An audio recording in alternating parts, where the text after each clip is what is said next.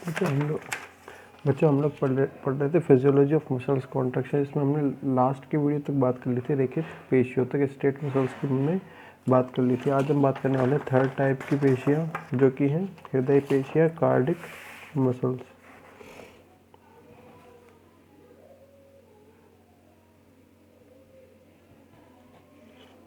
हृदय पेशियाँ,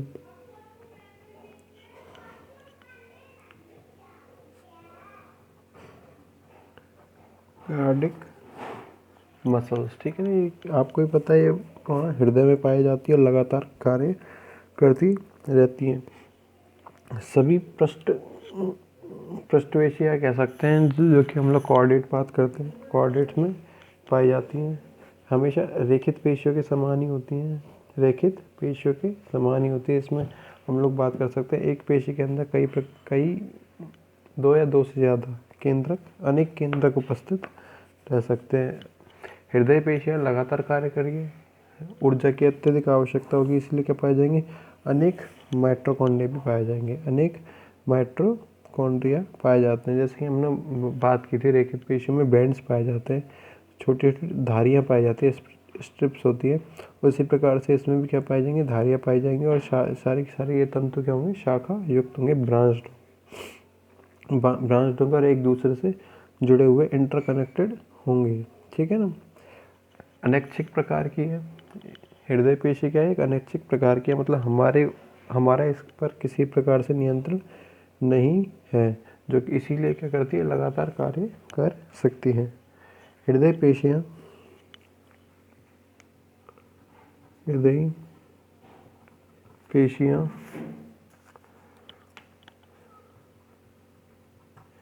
सभी कशेरुकियों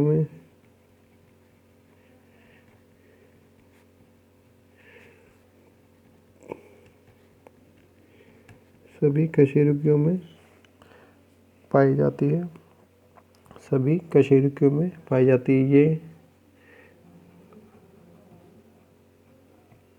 गुणों में रेखित पेशियों के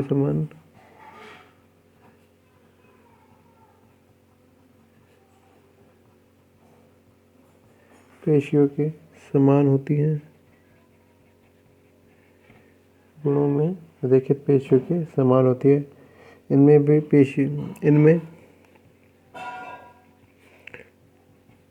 रेखित पेशियों की तरह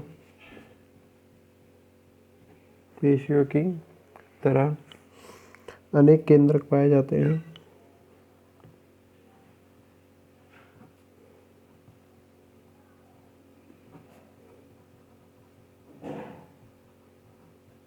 अनेक केंद्रक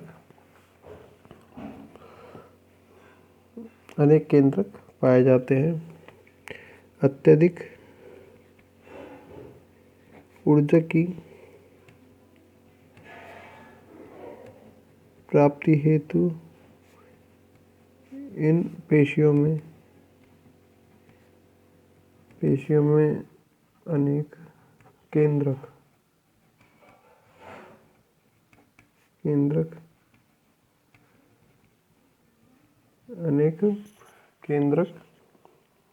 पाए जाते हैं।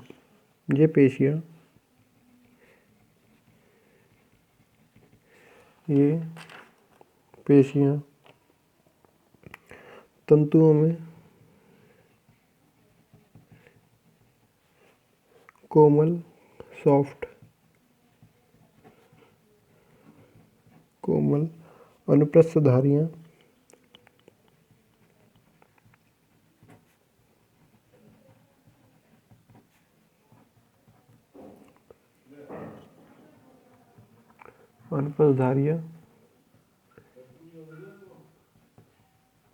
बनाती हैं, तथा ये तंतु शाखा युक्त, ब्रांच्ड, तथा ये तंतु शाखा युक्त, ब्रांच्ड होते हैं, ठीक है ना, ब्रांच्ड होते हैं, जो एक अंतर संयोजी जाल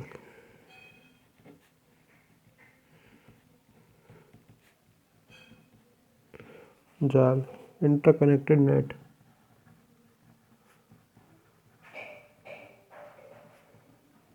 नेट का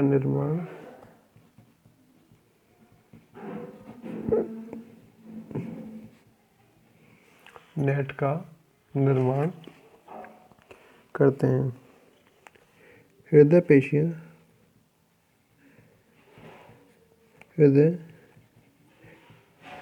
पेशियां कार्य की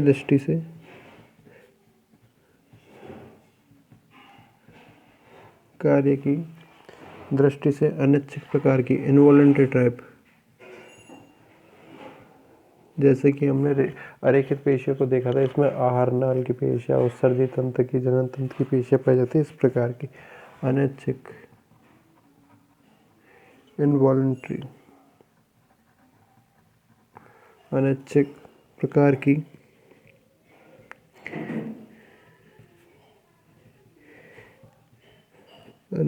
प्रकार की होती हैं। ये पेशियां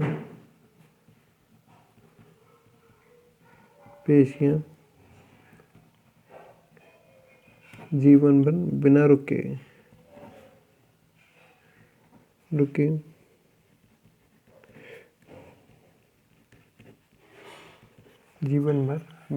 कार्य करती हैं। ठीक है ना, ये पेशियां क्या करती हैं?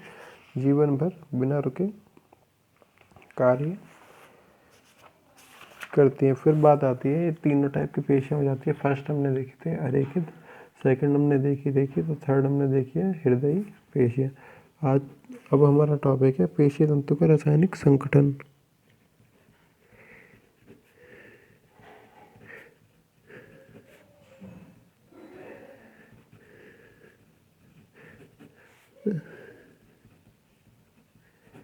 पेशीय तंतु का रासायनिक संगठन, chemical composition of muscles fibre.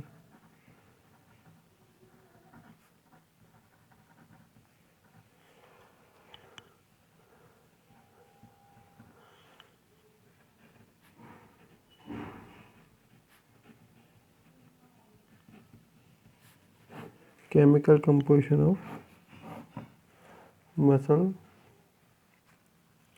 Fibre. ठीक है ना, तो बात की जाए केमिकल कंपोजिशन में तो लगभग 75% इनमें क्या पाया जाता है? जल पाया जाता है।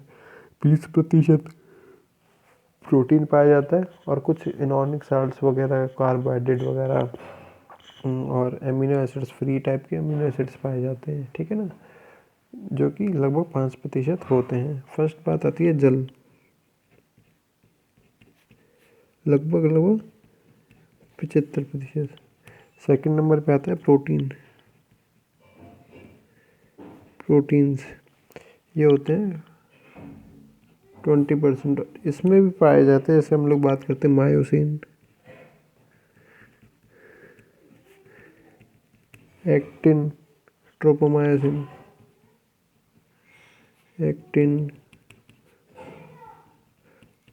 ट्रोपोमायोसिन, जिन सब का क्या रहता है? आणविक भार अलग अलग पाया जाता है। इनका आणविक भार, मॉलिक्यूलर वेट अलग अलग पाया जाता है। ट्रोपोनिन और एक होता है एक्टिनिन।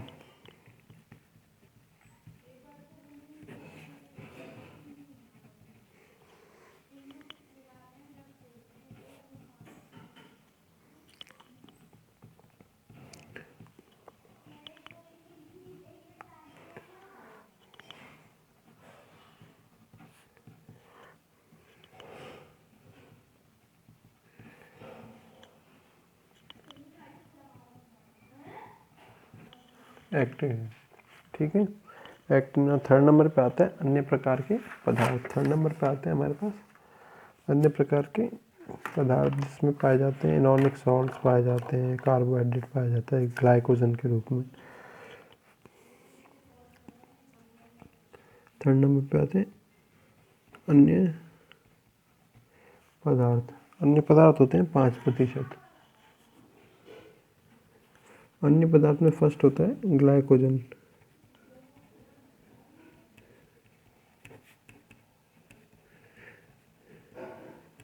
जो कि क्या है? एक कार्बोहाइड्रेट का एक प्रकार है, जो कि क्या है, कार्बोहाइड्रेट का एक प्रकार है। सेकंड नंबर पे आते हैं लवण,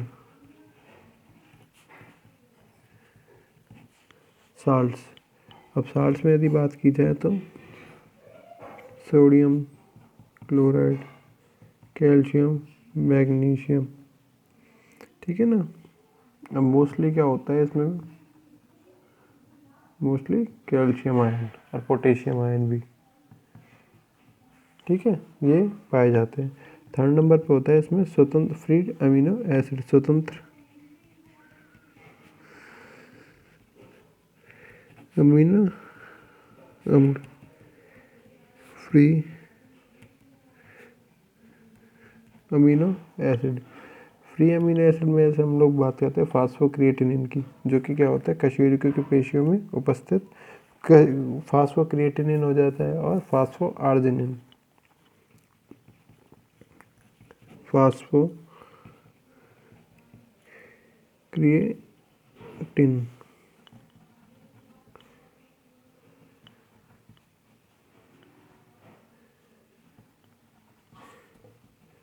भी होता है, phospho arginine.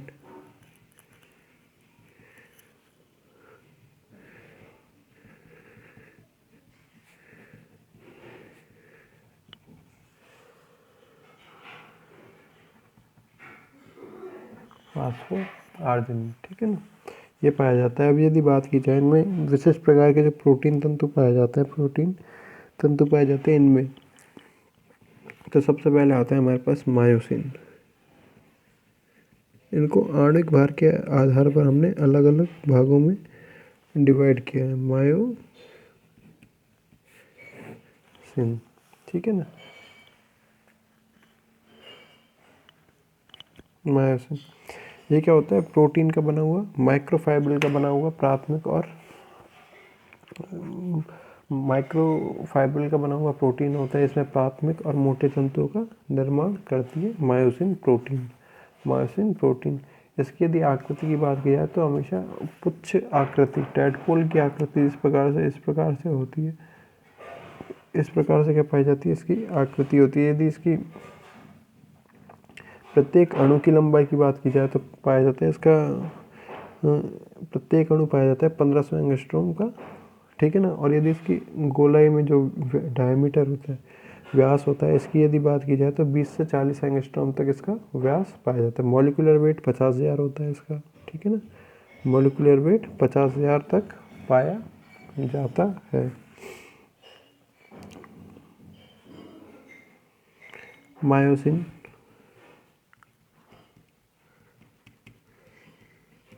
Myosin protein, myosin protein पेशी तंतुक,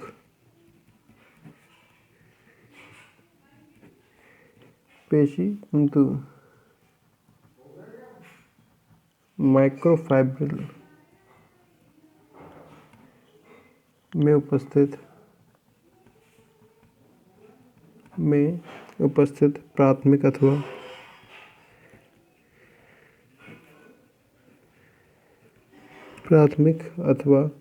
मोटे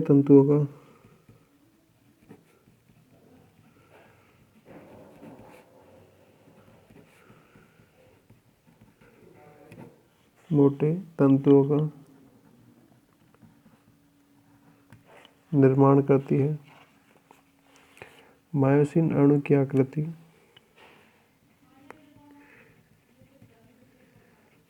मायोसिन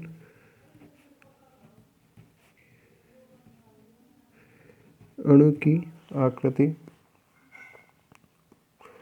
टैडपोल के समान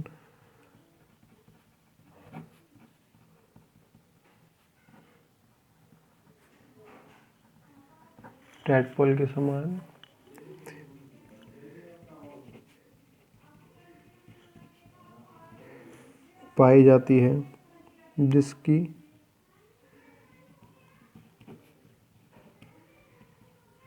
लंबाई 1500 एंगस्ट्रॉम तथा व्यास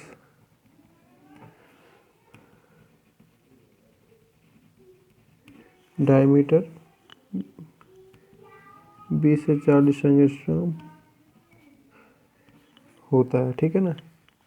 मायोसिन अणु का मायोसिन अणु का आणविक भार मॉलिक्यूलर वेट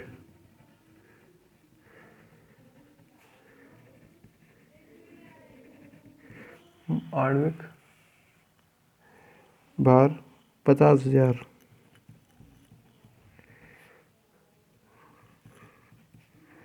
होता है। और इसी आणविक भार के आधार पर हमने क्या किया, इन विभिन्न प्रकार के प्रोटीन तंतुओं को डिवाइड किया, विभक्त किया है। बाकी हम लोग देखेंगे नेक्स्ट वीडियो में। Thank you.